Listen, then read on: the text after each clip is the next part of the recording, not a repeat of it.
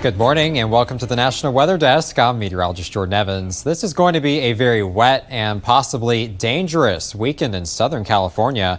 An atmospheric river is taking aim at the Golden State. 1 to 2 inches of rain could fall in the Bay Area today. As the storm moves south, it will tap into tropical moisture and increase the rain totals. The Weather Prediction Center has placed the Los Angeles and San Diego regions under a level 2 out of 4 for flash flooding tomorrow.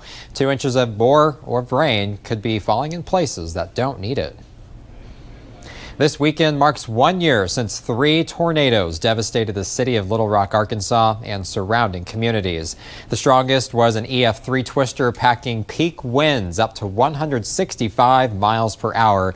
It tracked over 34 miles, damaging an estimated 2,700 homes and businesses along the way.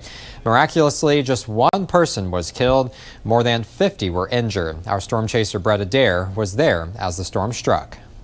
All right, this debris, that's big. There's huge debris in the air. Huge debris. Your box, go. Go, tornadoes right there. Go. Here you go. Tornado just came across 430 in front of me. I'm at Henson Road. We got vehicles thrown. We've got massive damage here. Had massive debris in the air with this tornado when it came across 430 here on the west side of Little Rock. According to the National Weather Service, just 4% of tornadoes in Arkansas occur only 3 to 4% of the time. Ashley Lenningham reports people in Little Rock are still in the process of rebuilding their homes. Bud Bell has lived in the Kingwood neighborhood for over 30 years. His home was destroyed on March 31st. Took the roof off, all the framing. Bell says his friend's brother was able to start their rebuilding process not long after the tornado hit. Guys put a roof on my house, and I think we were the first ones to get back into our house. For 10 months, Bell says it wasn't easy. They were displaced while their house was being rebuilt. But a year later, they are finally back in. We made it work. Mayor Frank Scott Jr. says 3,000 structures were impacted. 600 of those were severely impacted, and 275 of those structures will never come back. In the past year, Scott says the city waived over 2,000 building permits to make rebuilding easier on residents. While many are building or have built back, the slow progress for some has to do with insurance. Unfortunately, some insurance companies, for whatever reason, may cause the time to be delayed. And he says the cost of building back is also a factor for residents impacted. So he says the city going forward into year 2, they're going to do what they can to help. We're going to continue to focus on how do we relieve any regulatory pressure for the residents, for builders. Severe weather hit several parts of the country this week in areas like Chattanooga. There were wind gusts close to 50 miles per hour. Meteorologist Bill Race looks at what causes such strong and powerful winds. Well, what causes wind in general is that pressure differences. And for instance, when you open like a can of soda or whatever, you'll get that fizz or that poof as you open it. Well, that's pressure being released. And then it stops because it reaches an equal level or equilibrium. Now, also, if the higher the pressure, the stronger the wind will be. And as far as like this second example is supposed to show you that it's a stronger pressure. Maybe if you shook the can up, if you open it then, you have a mess because you have more pressure, and that means more wind. Now, as far as our weather maps, sometimes you'll see this low pressure wrapping around us, high pressure out to the west, or vice versa. And actually, we've had the low pressure to our west here recently. And the winds, depending on the pressure gradient, we call that pressure gradient between the two. If it's weak, you won't have as strong a wind. But if it's strong, you have a tighter pressure gradient. And that means that your winds are going to be stronger. And that's what we've been having around here lately. With just 10 days until the April 8th total solar eclipse, we are getting our first look now at potential cloud cover for the day. This is the early forecast from the American model, also known as the GFS. Now remember, it will change. For now, viewing could be a problem from Texas to southern Illinois, as well as parts of Ohio and northern New England. While the skies will still darken, if there are clouds, they would prevent you from seeing the moon pass in front of the sun. Clouds have also been known to dissipate some as temperatures cool during the eclipse. We will update this forecast throughout next week.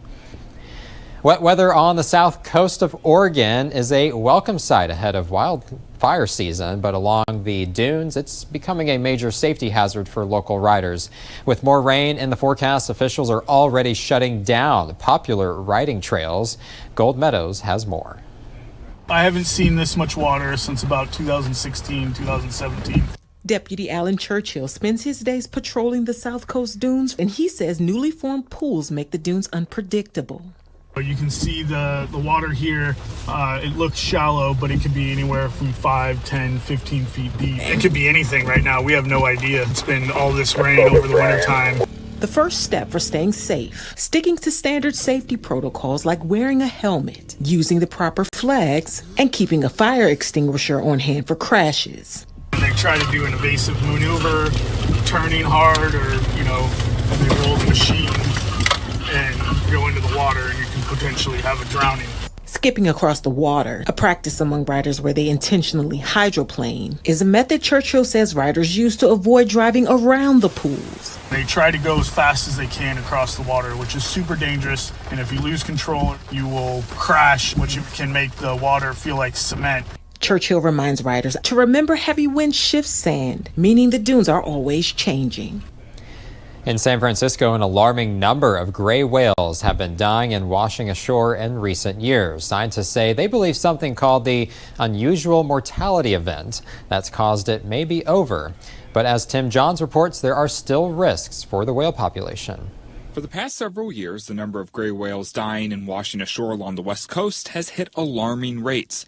But now, after first declaring an unusual mortality event, or UME, back in 2019, scientists believe it's finally over. I wasn't surprised by the closure because we've been collecting the data and we've been involved in all of the meetings discussing the decline and then the stabilization of the populations. Mo Flannery works with the California Academy of Sciences and was one of the local scientists who would do necropsies on dead whales that washed ashore.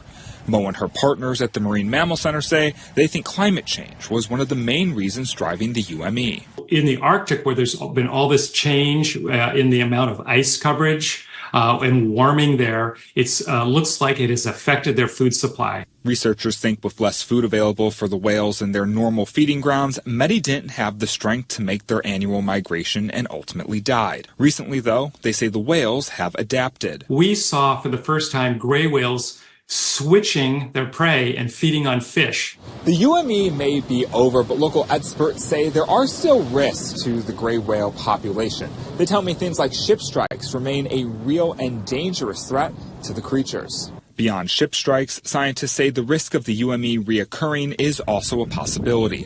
That's why they'll continue to monitor the animals and be on high alert for any changes. Let's go around the country and check the forecast at the NCAA men's basketball tournament regional sites.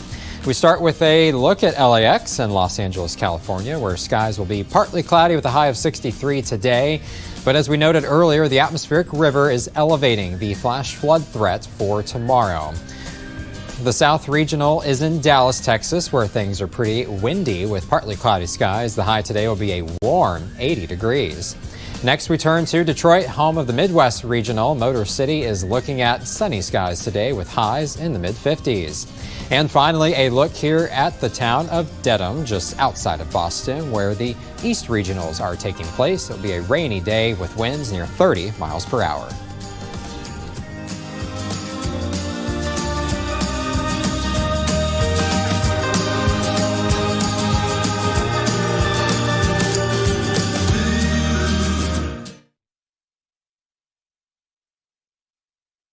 I'm meteorologist Charlie Lopresti with a look at the Northeast. We're topping on the 40s and 50s for highs today with developing sun for many areas. The back edge of that rain in New England, that is moving out.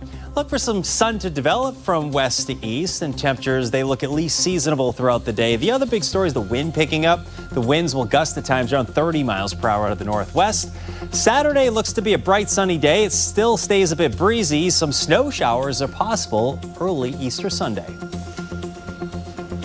I'm Chief Meteorologist Gerard Jabali. A look at the mid-Atlantic region. We will see the rain continuing to pull far away. We see our next shot at any rainfall on Saturday. Your Friday is going to be nice and dry, but here comes a few showers with possibility, but not a washout for your Saturday. That's the good news. Friday afternoon, we'll hit the upper 50s to near 60 degrees, even warmer through the rest of the weekend with 60s on Saturday, even near 70 degrees coming our way on Sunday. I'm meteorologist Vitas Readers. A look at your highs for the day. We're seeing nice, comfortable, mild temperatures with high pressure and control. Now that the front push through is bringing in that much more comfortable air, we're looking at 74 in Birmingham, 70 in Charleston, Raleigh at 70 degrees, as well as Jacksonville. About 80 in Tampa, 77 West Palm. Less humid out there. Plenty of sunshine, as you can see. Clear skies for the most part. A few high, thin clouds around the Carolinas, but it looks like the next cloud cover moves in over the Mississippi Delta as we get into late overnight Friday.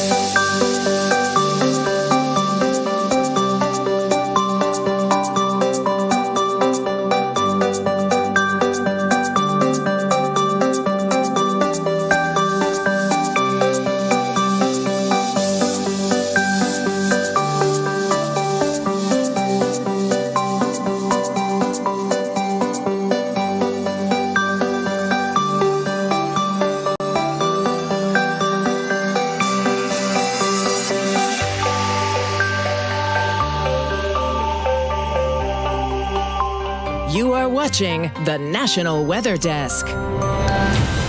We turn to Maine now, where the sweetest weekend of the year turned sour for maple sugar producers last weekend. Many sugar shacks depend on Maine's Maple Weekend for a successful season.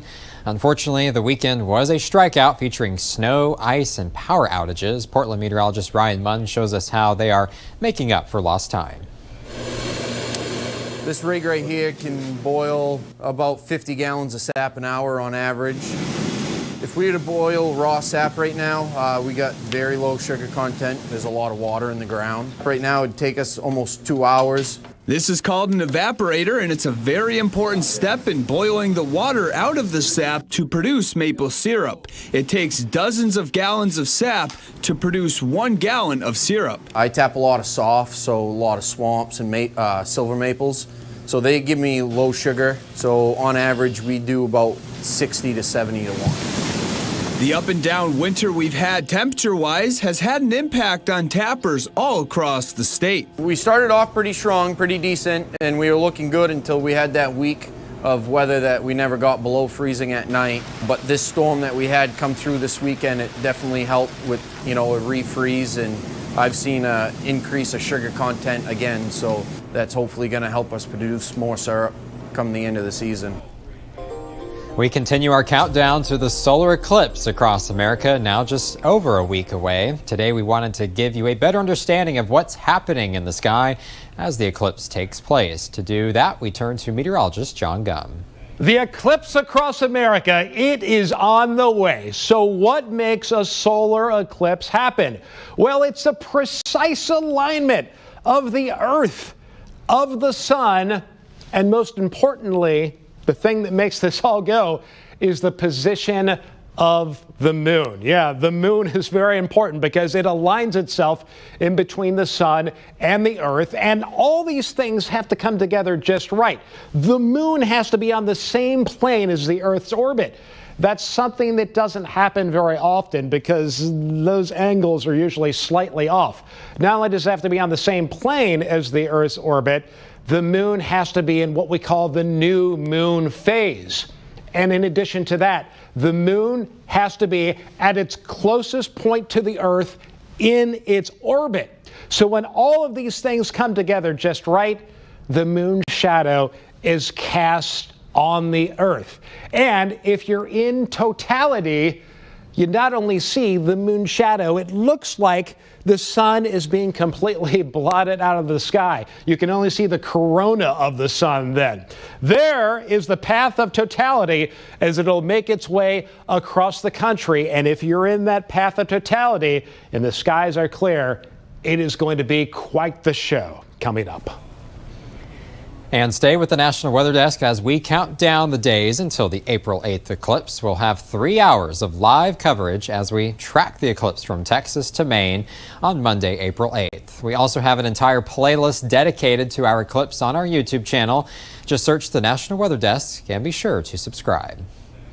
And if you want to learn even more about the eclipse, check out this week's episode of our podcast, Off the Radar. It's all about April's big event, and you'll hear about how the eclipse could impact weather down here on Earth. Here's a sneak peek of the episode. On April 8th, 2024, a celestial event of epic proportion will unfold. The moon will pass directly between the Earth and the sun, casting its shadow across a narrow corridor stretching from Mexico to Maine. For those brief moments of totality, day will turn to night. The sun's corona will blaze around the dark lunar disk. Stars and planets will shine in the middle of the day, and our planet will experience some strange phenomena. And a lot of times you could have a windy day that will become very and almost eerily calm during the solar eclipse. But this is no ordinary eclipse. The upcoming event coincides with the peak of the latest solar maximum, the most intense phase of the sun's 11-year cycle of activity. If there's a coronal mass ejection leaving the side of the sun, it's possible people may see an actual kind of a bulb formation. This week, we are going off the radar and into the moon's shadow with scientists from fields like astrophysics, heliophysics, and of course, meteorology. They'll shed light on how those brief minutes of darkness can impact weather, how this solar eclipse experience may differ from the one in 2017, and exactly what you should look for when the skies go dark on April 8th. And you can find Off the Radar anywhere you listen to your podcasts. We are getting closer and closer to beach season as well, and when you head out to catch some waves, you might notice something that looks a lot like a bubble bath. Meteorologist Emily Santum went on TikTok to explain what exactly all that foam is. Check this out. All that foam you're seeing that looks like you just took a bubble bath is actually seafoam. So the ocean's filled with many different organisms like artificial and organic matter, disintegrated salts, dead algae, and much more. This is also why you see bubbles on the ocean surface when the waves crash. Now, when it comes to the seafoam you see here, it's also formed this way, but much more larger scale. When that organic matter found in the seawater is repeatedly churned up, it can create a thick and foamy soap appearance, like you can see here in the ocean. It's tulip time for much of the country, meaning we are getting close to when they should bloom. Theron Zahn looks at exactly when we can expect that to happen. Your daffodils are done, and now you're waiting for your tulips to bloom. But when is that going to happen? You can see these here. Now, tulips like to grow the stalks in the temperature range of the mid to upper 50s, but when they bloom, well, they got to wait. Tulips are very sensitive to temperature. It isn't until temperatures reach the mid to upper 60s that you start to see the color. So depending on where you live, you may have to wait a bit longer. It's another great weekend for motorsports. Meteorologist Brandon Lawson has a look at the weather forecast for all the big races. Meteorologist Brandon Lawson, NASCAR heads to Richmond this weekend for some good old short track racing. And it's Easter weekend too, so there's going to be a lot of people at the track and just in downtown Richmond in general this weekend. And the forecast looks like it's going to cooperate with NASCAR. Today they've got some modified racing. I was looking at the schedule. That happens later this evening. So 60s today, a little cool, but overall not too bad. Mostly sunny skies. It will be dry. 100% chance of racing for the modifieds tonight. Tomorrow looks good too. If you're headed out Saturday for the Xfinity race, maybe some practice and qualifying for the Cup Series. Temperatures are in the 70s. It's milder. It will be breezy tomorrow, and also will be breezy on Sunday. So make sure you have those tents and those campsites strapped down if you're going to be camping this weekend there. Also, want to make sure you're seeking advice from the racetrack on Sunday evening if we see a shower or storm, because here's the thing, the Cup race actually happens Easter Sunday night, so it happens at 7 o'clock, and I think that's when a storm or two could try to sneak in. Luckily, it's a short track. It'll be quick for NASCAR to dry if we do get rain, so I'm going to give it an 80% chance of racing on Sunday night. I will say, though, if you do see a thunderstorm, remember to take the advice from the racetrack and seek shelter where it is best to seek shelter this weekend for any thunderstorms that might arise. I'm meteorologist Brandon Lawson. Take care and have a good Easter weekend, folks. And before a short break, we take flight over Michigan's Gaylord Elk Park.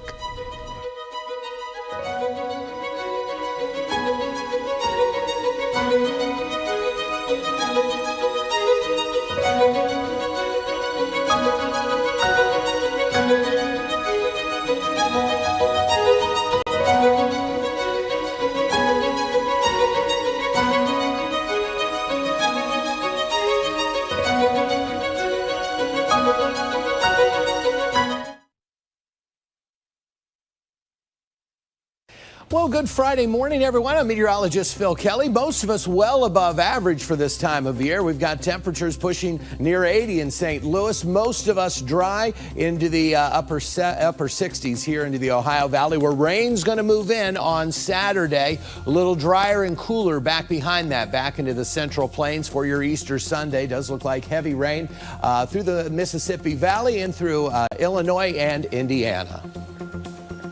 Good morning, I'm meteorologist Alex Garcia. Here's a look at your regional weather. We're starting off really nice this morning, into the 50s and 60s, just a couple of little sprinkles there with some 40s. Otherwise, we'll keep an eye on this dry line out here to the west portion of Texas.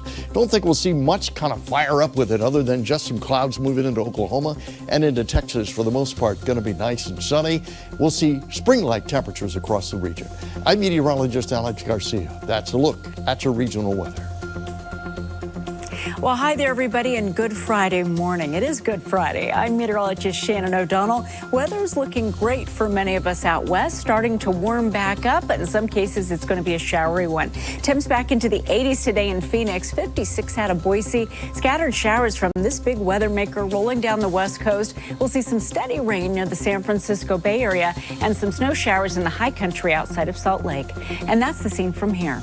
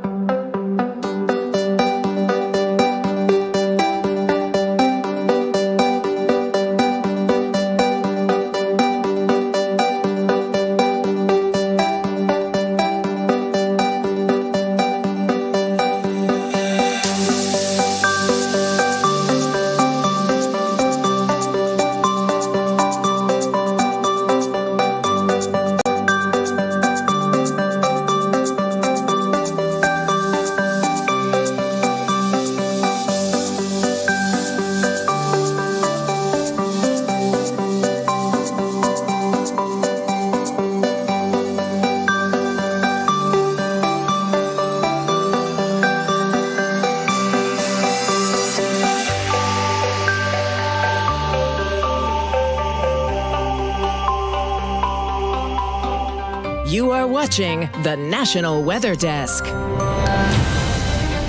And now we want to take a look at some photos that were sent to us on Chime In by you, the viewer. Here is meteorologist Andrew Buckmichael to share some of those great shots. Well, spring is here, and so are your amazing photos of everything coming to life. Emma sharing this on Chime In this week, and Darren spotting this turtle coming out of hibernation. Cool shot there. I almost didn't see it at first, but speaking of eagle eye, we got an eagle here. Dick Young spotting this while playing some golf, and I wonder if Dick shot a birdie or eagle on that hole. Speaking of getting up there high, David using a drone to get the shot of the Licking County Courthouse at sunset. And with it being springtime, time to play some ball. Sheila sharing this adorable photo. Time to get outside, just like Nancy, out for an early morning hike with her dog. The moon illuminating things early in the morning, and you might need those sunglasses in the afternoon. But Brenda sharing a photo of Yogi here with the bunny sunglasses and a nice Easter basket. And speaking of Easter, Peggy sharing this photo of Charlie, and what an adorable photo. The tie really ties it all together. Share your photos on Chime In. Love those dog photos. We'd love to share your weather content as well. You can find us on social media by searching the National Weather Desk. We'll be right back.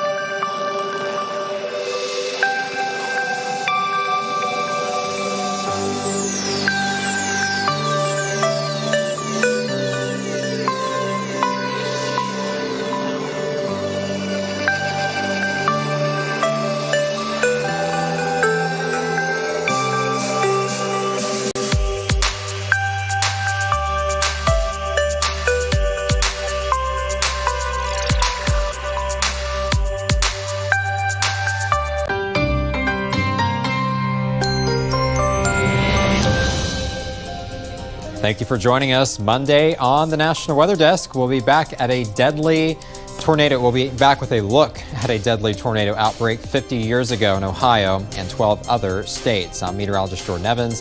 Have a great weekend, and we'll see you back here on Monday.